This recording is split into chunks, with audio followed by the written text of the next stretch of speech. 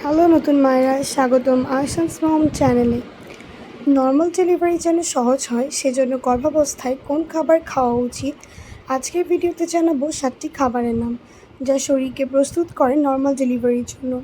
ভিডিওটি শেষ পর্যন্ত দেখুন, কারণ শেষে থাকছে বিশেষ টিপস। তার আগে চ্যানেলটি সাবস্ক্রাইব করে পাশে থাকা বেল আইকনটি প্রেস করে রাখুন পরবর্তীতে এরকম আরও গুরুত্বপূর্ণ ভিডিও দেখার জন্য। আর ভিডিওটি বেশি বেশি নতুন মায়েদের সাথে শেয়ার করুন। চলুন ভিডিওটি শুরু করা যাক। নাম্বার 1, খেজুর। গবেষণায় দেখা গেছে শেষ 1 মাস প্রতিদিন 5 থেকে 6টি খেজুর খেলে জরায়ু নরম হয় এবং ডেলিভারি সহজ হতে পারে।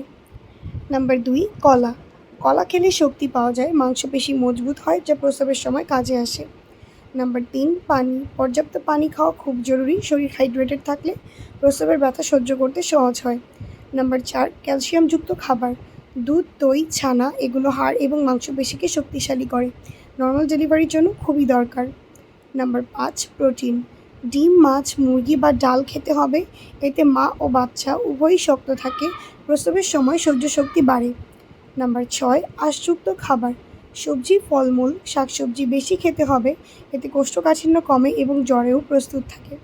নাম্বার 7, নারকেল পানি। নারকেল পানি শরীর ঠান্ডা রাখে, পাশাপাশি জ্বরেও স্বাস্থ্য ঠিক রাখতে সাহায্য করে। এখন বলছি বিশেষ টিপস। কোনো খাবার খেলে 100% নর্মাল ডেলিভারি হবে এমন কোনো গ্যারান্টি নেই, তবে এই খাবারগুলো নিয়মিত খেলে শরীর প্রস্তুত হয়, ফলে স্বাভাবিক প্রসবের সম্ভাবনা বেড়ে যায়। তবে সব সময় ডাক্তারের পরামর্শ মেনে চলুন। এই তথ্য যদি ভালো লাগে তাহলে লাইক, শেয়ার করুন। এমনই মা বেবির যত্নের ভিডিও পেতে সাবস্ক্রাইব করুন আরশানস মম। আল্লাহ আমাদের সবাইকে সুস্থ সন্তান দান করুন, আমিন। আজকে এই পর্যন্তই, ধন্যবাদ।